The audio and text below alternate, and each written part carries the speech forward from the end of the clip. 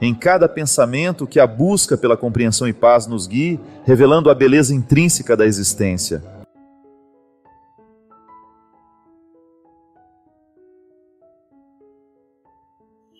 Você já observou, nós já falamos aqui algumas vezes, você tem observado isso no dia a dia, que as questões humanas, aquilo que deveria ser natural para nós, né, tantas vezes nos causam estranheza, né? Não é que a gente tem que se acostumar com as questões humanas, mas nós temos que saber que são nossas, que fazem parte da nossa vida, que nós não temos como negar. Aquilo que é mais, que é o elementar, né, da nossa vida. O livro Quem Me Roubou de Mim, ele fala justamente da possibilidade de nós colocarmos nos cativeiros, por causa do nosso amor, as pessoas. É muito natural nos dias de hoje a gente roubar e ser roubados. Um roubo que você não tem como denunciar na delegacia, você não tem como ir dizer ao delegado, olha, este homem roubou minha alegria, né? Ou esta mulher roubou a minha esperança. São roubos que você não tem como provar que o outro realizou. Você não tem como chegar numa delegacia de polícia e dizer, o meu marido retirou aquilo que eu tenho de mais sagrado, aquilo que eu tinha de mais sagrado, que era a minha capacidade de acreditar em mim. Ou este namorado retirou de mim aquilo que eu possuía de mais precioso, que era a minha dignidade, sem nunca ter sofrido uma agressão física, né? São agressões, são as violências veladas. E essa estranheza do que é humano tem sido um roubo que o mundo está fazendo de nós, porque não são só as pessoas que nos roubam, as mentalidades que prevalecem, né? Os programas que nós assistimos, os livros que lemos, modificam quem a gente é, modificam para melhor e modificam também para pior. Qual foi a grande mudança que a Revolução Industrial trouxe para a sociedade? Foi a maneira, ela modificou a maneira de produzir os produtos que fazem parte da nossa vida, né? A Revolução Industrial, ela retirou aquela maneira artesanal de se produzir as coisas. A partir da Revolução nós tivemos a produção em série. Então você tinha uma máquina que substituiu a pessoa humana e aquela máquina fazia 1000 livros ao mesmo tempo, um exemplo, né? 1000 livros a cada 10 minutos. Essa produção em série, ela acabou repercutindo no nosso jeito de viver. Ela modificou também o nosso jeito de interpretar os nossos relacionamentos. Por quê? Pode parecer uma bobagem, né? A vida artesanal, ela acaba tendo uma influência na nossa maneira de pensar. Se você pega, por exemplo, uma pessoa que mora na zona rural, que tem de fazer, que no dia a dia tem todo um contexto artesanal. É ela mesma que planta a verdura, é ela mesma que rega, ela mesma que colhe, que prepara. A família está toda envolvida dentro de um contexto artesanal. É claro que ela tem uma maneira específica de pensar, uma maneira muito própria de pensar a vida, que passa pela vida artesanal que ela vive, pelo trabalho. E nós muitas vezes, minha gente, estamos tão mergulhados num contexto de pressa, de urgências, que a gente acabou produzindo também o nosso amor em série.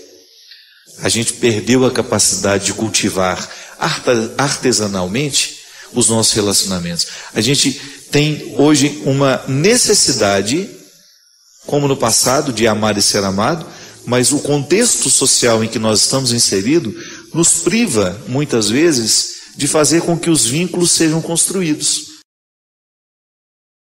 Então, por isso nós estamos ficando estranhos a nós mesmos, porque nós estamos negados em questões elementares, fundamentais, que jamais poderiam ser negadas.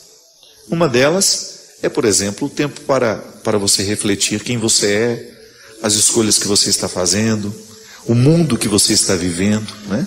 O que você está fazendo da sua vida. Muitas vezes as pessoas trabalham tanto, entram dentro de um ritmo de trabalho tão assustador, e não é só trabalho, de atividades, né?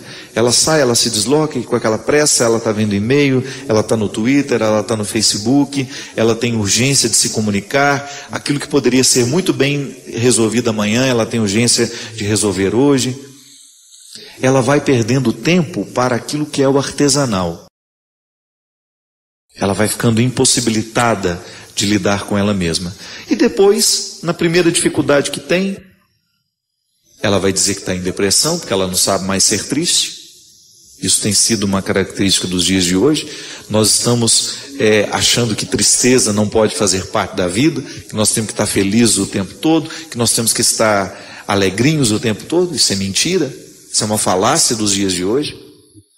Eu tenho sim o direito de estar triste, eu sim tenho o direito de estar decepcionado, e eu tenho o direito de alimentar essa tristeza e essa decepção de maneira que seja um tempo saudável para que depois eu saia daquilo realmente curado.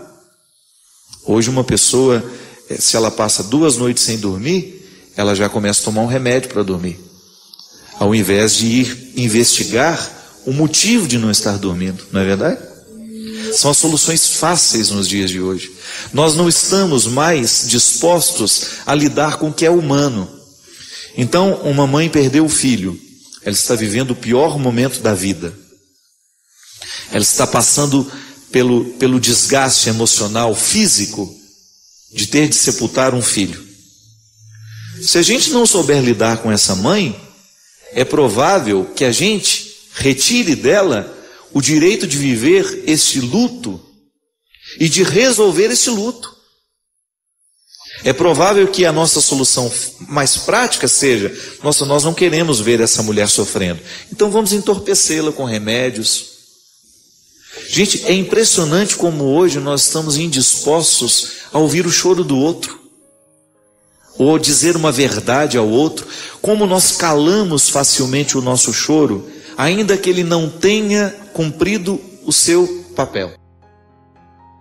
Como nós estamos indispostos à tristeza do outro, nós queremos logo alegrá-la, nós queremos logo que ela saia daquele momento. Gente, nós estamos ficando estranhos a nós mesmos. Nós estamos desaprendendo de lidar de maneira sábia com aquilo que é humano. A tristeza, a morte, o sofrimento, essa eterna busca pela juventude que não vai ter fim nunca, né? Que nós estamos sofrendo disso, de juventude crônica. É impressionante como às vezes você encontra uma pessoa de 70 anos querendo viver como se tivesse 30. Querendo ter a aparência de uma pessoa de 30. Eu não estou dizendo, você sabe, eu não sou hipócrita. Que nós temos que envelhecer bem, temos, né? Temos que fazer uma atividade física para a gente envelhecer com bastante massa muscular, porque isso vai fazer diferença nas suas dores do futuro. Nós perdemos muita massa muscular à medida que nós vamos envelhecendo, mas o corpo é grato. Se você treina, se você faz um esforço, se você faz uma atividade, essa musculatura ela vai ficar, enquanto você viver, você vai conseguir manter uma boa massa muscular para você envelhecer com qualidade. O problema é quando nós não administramos bem os limites que são naturais da idade. Tudo bem, aos 50 eu não vou poder fazer as mesmas coisas que eu fazia aos 30. E eu tenho que encarar esse processo de perda como algo natural. Eu não posso ficar insistindo, né, em não querer que os efeitos do tempo aconteçam. Os efeitos do tempo estão aí. E a sabedoria consiste em nós lidarmos com ele de maneira que eles estejam ao nosso favor. Volto a dizer, nós estamos indispostos ao processo natural de sermos quem somos. E isso precisa mudar. Porque senão nós vamos criar para nós um processo injusto, doloroso, que nunca vai nos permitir, né, essa satisfação, essa realização. Eu acho que a palavra é sempre essa, de nós estarmos realizados com aquilo que a vida está nos oferecendo e nós temos condições de transformar sempre o que a vida nos oferece em algo positivo e saudável. Eu desejo que você, nas suas lutas, você tenha sempre o direito e a possibilidade de retirar os seus excessos. para você ver diante dos seus olhos a sua verdade fundamental. Sem exageros, só você. E a partir disso, você reencontrar o caminho da vida. Obrigado pelo seu carinho, pela sua atenção. E que Deus abençoe muito você. Que Deus derrame sobre o seu coração, sobre a sua casa, sobre a sua vida, a disposição que caracterizou o coração de Nossa Senhora. Para que, exemplo dela, a gente também possa ser um cristão de verdade, levando sempre Jesus no colo, para apresentá-lo àqueles que ainda não o conhecem. Derrame sobre nós a bênção do Deus Todo-Poderoso, Pai, Filho e Espírito Santo. Já deve ter assistido aquele filme, né? Os 7 anos no Tibete, né? Tem uma história assim. Eles têm toda uma disciplina de vida e eles dizem que cada vez que nós conseguimos manter o ambiente da nossa casa, da nossa cidade, do nosso bairro harmonioso, isso é, se você entra dentro de um ambiente, de um espaço, e as coisas estão no devido lugar, e as coisas estão limpas, e as paredes estão bonitas, eles chamam isso de drala, que isso é, mantém o inimigo longe. É apenas um jeito de explicar que todas as vezes que nós buscamos a harmonia do nosso espaço exterior, de alguma forma nós estamos influenciando a vida interior. Isso é muito simples de entender. Quando você entra numa casa que está muito bagunçada, você se sente bem? Geralmente não. Quando você vai, aquela história, né? Todo mundo jantou e estava todo mundo muito cansado, aquela louça ficou toda na cozinha, e no outro dia você levanta de manhã, na hora que você entra, aquilo tem um aspecto de inferno, né? Aquele monte de louça, aquela coxa de galinha jogada no canto do prato. Aquilo ali te dá um mal-estar, é natural.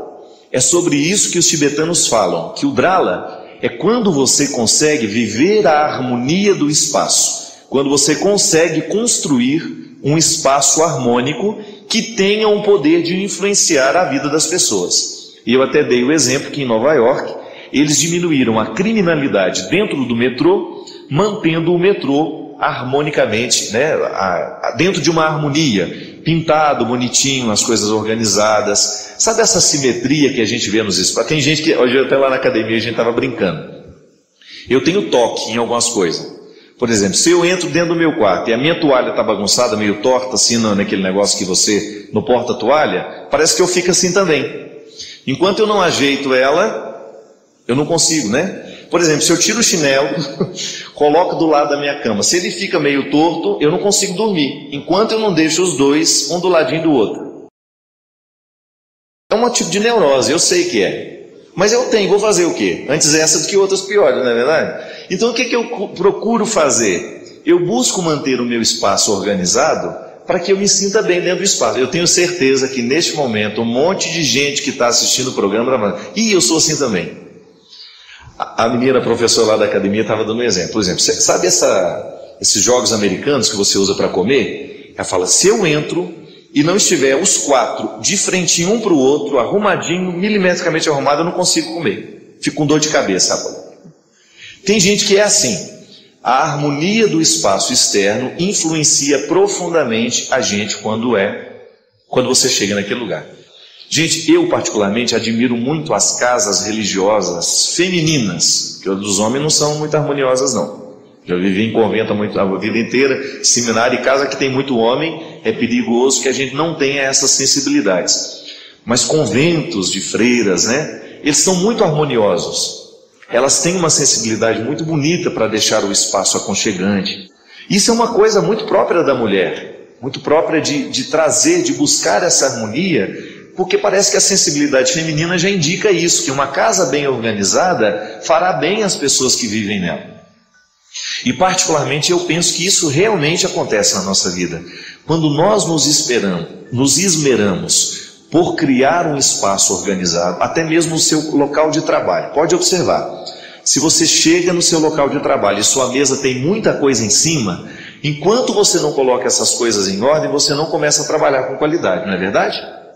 É assim, minha gente, isso é drala, é você atrair a energia positiva, digamos assim, né, usando um termo mais holístico, e você afastar tudo aquilo que possa ser dispersão para você. Por isso que os tibetanos usam essa expressão, e ela significa isso, além do inimigo. Isso é, você criou um espaço que ficou além de tudo aquilo que poderia ser um inimigo para você naquele momento. Então digamos que você vai entrar no seu quarto para dormir. Os especialistas em sono nos falam isso. Quanto mais limpo é o ambiente, maior será a facilidade que nós teremos de dormir. Quanto mais harmônico, até mesmo as cores que a gente coloca no quarto para a gente dormir, né? Tudo isso tem que ser pensado para que você crie um espaço para você distrair. Por exemplo, quando eu morava lá no convento, que agora eu mudei e tenho o meu escritório separado. Mas quando eu morava no conventinho, eu tinha uma dificuldade, meu sono era muito ruim, a qualidade do meu sono era muito ruim, porque o meu computador ficava do lado da minha cama. Então eu não tinha uma separação do meu espaço de descanso para o meu espaço de trabalho. Então é naturalmente que eu crie dentro de mim uma desarmonia boba, por causa de coisas bobas que às vezes a gente não observa. Então muitas vezes a gente está cansado, estressado, e nós dizemos que a gente trabalha demais. Pode ser que a gente até esteja trabalhando demais, mas pode ser que o nosso espaço de trabalho esteja desorganizado demais. Sou desorganizado demais para entender, né? E às vezes a gente está tão desorganizado que a gente não entende a razão da desordem. E é interessante que muitas vezes nós diminuímos o nosso nível de estresse com o simples fato, gesto de você colocar as coisas em ordem. São coisas simples demais, minha gente, que às vezes nós não botamos atenção.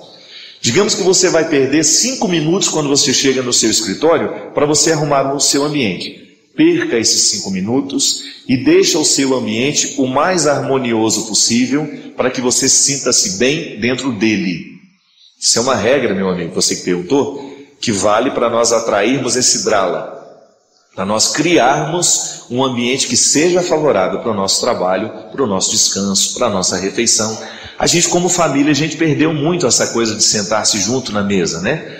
Mas veja bem, eu chamo isso até de resgate dos gestos poéticos. Vou publicar um livro agora pela Canção Nova, que vai sair, se Deus quiser, até o final do ano, que tem um determinado momento do livro que eu falo disso. Nós precisamos resgatar os nossos gestos poéticos. Um jantar, ele pode ser muito bem o momento que nós matamos a fome. Serve-se a comida, todo mundo come e vai embora saciado, não é verdade? Agora, o que é resgatar o gesto poético do jantar? É você sentar-se à mesa, você julgar uma conversa antes de começar a comer, você tomar um bom vinho, não é verdade? Você, se não seja um bom vinho chapinha, desde que ele seja tomado com alegria, não tem problema não. Porque esse garrafão de 5 litros que custa R$2. O importante é a companhia. Toma-se aquele vinho, conversa um pouquinho, olha um para o outro, porque fome não é só saciar a fome de pão. Nós temos fome de companhia, nós temos fome de beleza, nós temos fome de amizade, nós temos fome de paternidade, de maternidade. E é nesse momento que nós resgatamos os gestos poéticos. Nós não nos sentamos à mesa apenas para comer, nós nos sentamos também para nos alimentar um do outro. Isso é muito bonito. Como família, como é que nós podemos atrair o drala e mandar o inimigo para longe? Quando a gente resgata essa possibilidade da gente se sentar juntos, da gente conversar ao longo da refeição. Essa refeição não precisa ser muito rápida. A gente pode ser que seja apenas uma do dia. Ou nós vamos escolher o café da manhã, ou é o almoço, ou é o jantar. Mas nós vamos criar este ambiente de drala. Nós vamos harmonizar, sentar todo mundo bonitinho, com prato, com talher, enfim. Pode ser simples, pode ser pobre, não tem problema. A gente é que não pode ser pobre. A gente pode até não ter dinheiro, mas pobre a gente não pode ser não. Porque pobreza é defeito, né? É aquela pobreza de espírito, de você não saber valorizar a sua vida. Eu achava tão bonitinho lá na minha casa, quando nós éramos crianças, nós comíamos naqueles pratos esmaltados, lembra daquilo? Eram os pratinhos brancos com as manchinhas, a gente até sabia qual era o da gente. E ai de aquele que pegasse. Tinha umas manchinhas no prato esmaltado, cada um conhecia a manchinha que era do seu, e a gente sentava ali com aquela simplicidade toda, ao redor daquele fogão de lenha, a minha mãe fazendo a comida para a gente ali, uma comida que levava tempo para ser feita, porque fogão de lenha demora, né? Tudo isso estava carregado de gesto poético e de drala, porque na verdade a harmonia daquele instante tinha repercussões na minha vida, na vida dos meus irmãos, na vida dos meus pais. Cada vez que a gente vive bem a vida em família, cada vez que nós sabemos apreciar esses momentos em que nós estamos juntos, nós estamos alimentando não é só a fome de pão, nós estamos criando dentro de nós um ambiente favorável para a conversa, para a partilha, para você escutar o que o outro quer dizer, mas não tem coragem. Porque às vezes a gente escuta o que o outro não disse. Basta que a gente saiba conviver, que a gente começa a desvendar os silêncios do outro. E tudo isso, minha gente, é um jeito que nós temos de buscar essa experiência positiva que os tibetanos chamam de Drala para a nossa vida. Nós precisamos aprender com as diversas culturas. E às vezes o nosso jantar, o nosso almoço, o nosso café da manhã, ele é apenas o cumprimento de uma obrigação. A gente não fez com prazer e a gente não descobriu um pouquinho mais do que ele poderia. Obrigado pela sua companhia. Eu não sei, mas pode ser que você se sinta muito sozinho com as suas questões. É muito comum nos dias de hoje a gente não ter com quem conversar. É muito difícil. Eu costumo dizer que a pior solidão que nós podemos enfrentar na vida não é a do corpo, não é a sensação de ter um corpo solitário, não. A pior solidão que nós podemos enfrentar na vida é a gente não ter com quem pensar. É a gente não ter com quem dividir o que a gente sente. A gente não ter oportunidade de sentar ao lado e sem dizer muitas palavras, sem articular muitas coisas, a gente ter a oportunidade de dizer assim: você não sabe o que eu passei hoje. E o outro querer ouvir. Mais bonito, gente, o outro querer entender. Vocês já me escutaram falar tantas vezes. Eu gosto muito do significado da palavra entender. Entender, entrar um na tenda do outro. Então, se eu quero entender você, eu entro na sua tenda. Eu vejo a vida pelo seu foco, pelo seu ambiente. Se você quer me entender, você entra na tenda comigo. Você vai observar o mundo a partir do meu lugar. Isso é muito bom. Quando você se sente entendido, quando você não precisa ficar multiplicando as palavras para o outro ter acesso ao que você está sentindo, o que você está pensando. Então é muito salutar quando a gente constrói uma intimidade assim. Eu continuo o primeiro responsável pela minha felicidade. Mas eu encontro pessoas que se dispõem a viver comigo essa busca e essa procura e esse entendimento. Não é? Então, quando eu me sinto solitário, qual é a pior solidão que me atormenta? É às vezes não ter com quem pensar. É a solidão do pensamento. É a solidão, talvez a pior.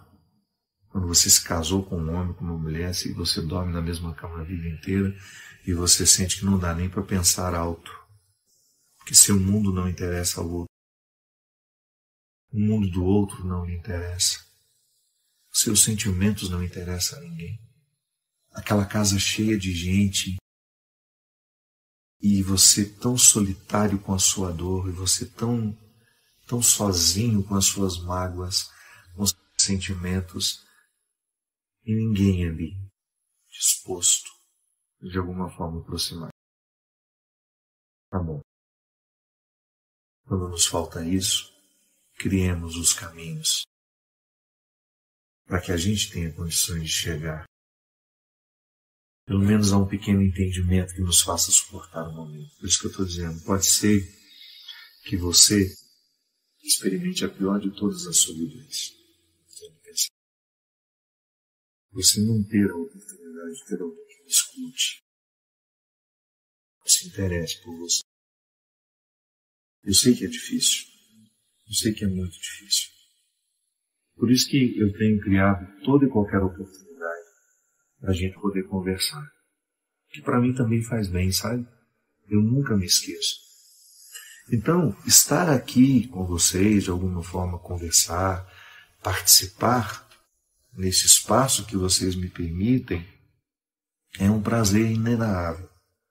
Porque eu também fico abastecido quando converso com vocês, quando eu tenho a oportunidade de dividir a minha vida com vocês. E eu, do fundo do meu coração, a mim, desde muito menino, todas as dores do mundo me tocam. Muito, muito, muito facilmente. Eu vivo tudo aqui, muito à flor da pele. Eu não sou um cara que guarda para sentir depois, não. A vida me impacta o tempo todo. E as dores das pessoas,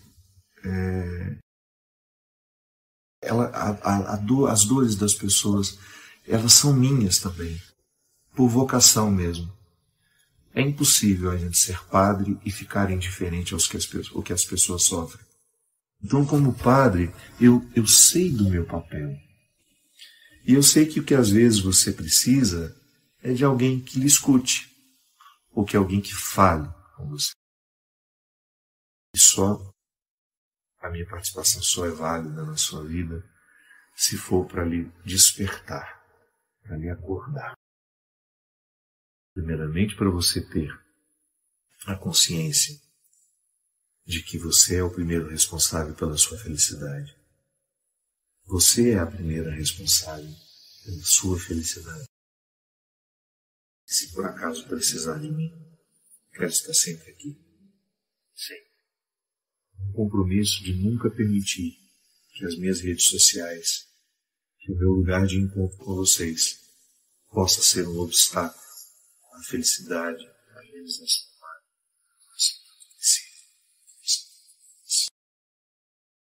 Jesus deu exemplo. Algumas pessoas buscam escape na droga, na violência, na prostituição socializada, buscam escape no álcool.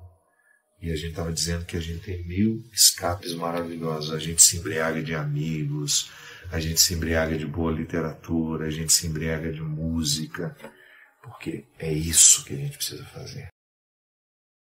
Tantas coisas maravilhosas aqui à nossa disposição, tantos artistas maravilhosos que criaram obras espetaculares, únicas, para nos fazer sair de nós e não ficar alienados, né? Que às vezes a gente tem a impressão de que o sair de nós é para ficar lá eternamente. Não, é igual a subida ao Monte Tabor, que os discípulos tiveram a tentação de dizer: Senhor, vamos armar para nós aqui algumas tendas. Nós armamos algumas na intenção dos nossos profetas, dos nossos ancestrais, e a gente fica aqui o resto da vida, a gente nunca mais desce para a planície. E Jesus disse: não. A gente sobe, é para refazer o espírito, e depois a gente desce para conviver melhor com aqueles que precisam de nós. Meus queridos, que Deus abençoe a nossa vida, o nosso coração. Se você acha que esse conteúdo foi importante para você e pode ser para alguém, e você recomenda. Que Deus abençoe muito vocês. Que nunca lhes falte esse primeiro movimento que lhe faz ser o primeiro responsável pela sua felicidade, mas também que nunca lhe falte uma bonita oportunidade de você partilhar isso e receber e de oferecer também caminhos para que os outros sejam felizes também da mesma forma que você deseja. Sobre a sua vida, sobre o seu coração, a bênção do céu.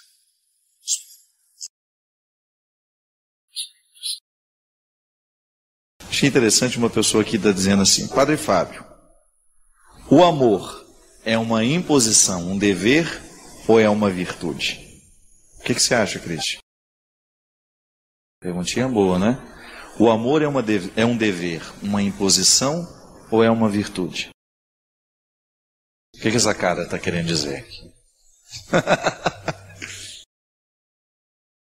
Justamente, né? Se fosse fácil, Cristian está dizendo, não seria um mandamento. É interessante que o amor, ele condensa as duas possibilidades. Feliz daquele que conseguiu amar, porque houve a empatia natural, né? O que é o amor? É o processo do querer bem. A gente fala tanto de amor que a gente corre o risco de deixar de compreender o verdadeiro significado do amor. Amar é querer bem. Quando você diz ao outro, eu te amo, tanto é que eu, quando era criança, eu só achava que podia dizer eu te amo o homem para a mulher. Não é assim? A gente não tinha isso no passado? Era uma expressão típica de quem estava apaixonado. De um amor que erótico, poderia dizer, né? Ou apaixonado. Eu me lembro que a primeira vez que a gente começou a ouvir isso, pai dizer para o filho, o amigo dizer para o outro, Nossa Senhora, a gente tinha medo dessa expressão. Dizer eu te amo, quando eu tenho a coragem de dizer isso, significa que eu lhe quero bem.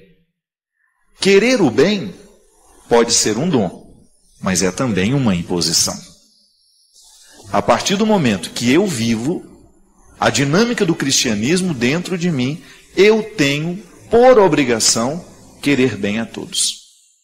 Gente, aí vem uma distinção muito sutil, que pode ser perigosa, se a gente não compreende bem. Querer bem é você estar sempre favorável à felicidade do outro.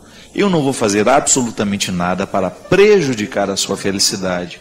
Eu não vou fazer absolutamente nada para atrapalhar a sua vida, e eu estarei sempre comprometido com o seu bem. Eu não serei violento com você, não é? Todas as formas de violência. Eu não serei agressivo com você com as minhas palavras, eu não serei deseducado. Lisura, essa é uma palavra que a gente precisa retomar. Nós somos muito deseducados com o outro.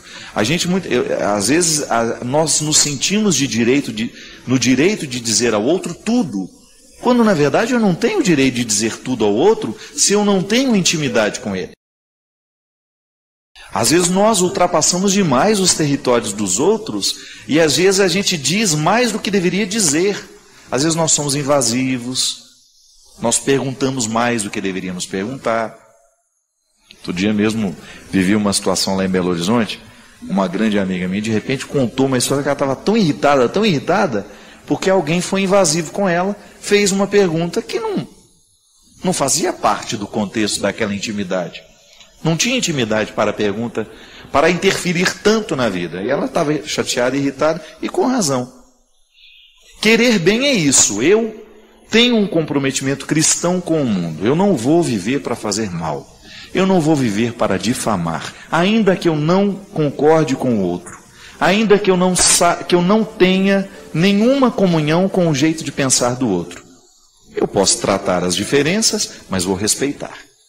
Não preciso ficar atacando, não preciso ser grosseiro, não preciso usar palavras que vão menosprezar, que vão humilhar. Não há necessidade disso. Eu posso não concordar com o outro, mas eu vou ter a lisura de não concordar com elegância. Isso faz parte da vida. É berço. A gente aprende, ou então a gente depois vai correr atrás para ter. A gente falar menos, né? A gente não ser tão repetitivo, a gente não ser tão espalhafatoso nas nossas comunicações. Você ter aquele limite de você saber até que ponto você pode dar palpite na vida do outro. Mas você quer bem. Mas não significa que você tem que estabelecer vínculos de proximidade, porque você vai ter o seu grupo de amizade, você vai ter o seu grupo de proximidade. Isso é direito seu. E só vai fazer parte da sua intimidade, só vai entrar na sua casa, só vai fazer parte do seu mundo aqueles com quem você estabeleceu um vínculo de confiança, de segurança, não é assim? De fidelidade. Ninguém fica amigo da noite para o dia. É construção, amizade é construção.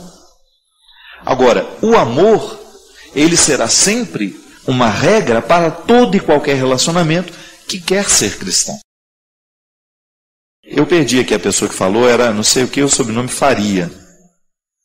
E eu lembro que ela estava dizendo assim, padre, como é que eu posso... Ela, pelo jeito, estava vivendo um conflito, que o Twitter é muito complicado, né? Às vezes a pessoa quer conselhos aqui. Não, é muito mais interessante isso, propor uma reflexão.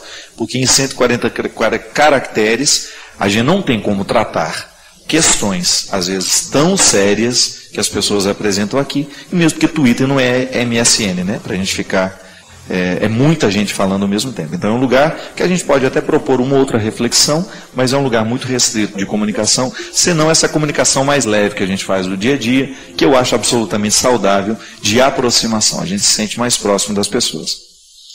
Mas ela estava dizendo muito num contexto assim: padre, eu estou com dificuldade de retribuir amor a alguém que me trata muito bem. Aí ela perguntava: amor é virtude ou é uma imposição? Eu diria que será sempre uma imposição e, vez em quando, vai ser em nós uma experiência maravilhosa de gratuidade, de virtude, que nos realiza muito e que são situações que você vai encontrar pela vida e que você vai saber diferenciar quando é uma imposição. Eu preciso amar porque eu preciso respeitar, eu não vou denegrir, eu não vou sujar o seu território, porque eu tenho respeito por você, eu cuido bem de quem é você, mas ao mesmo tempo também vivo na minha experiência essa possibilidade de ter sempre alguém que vai fazer parte da minha vida de uma maneira diferente.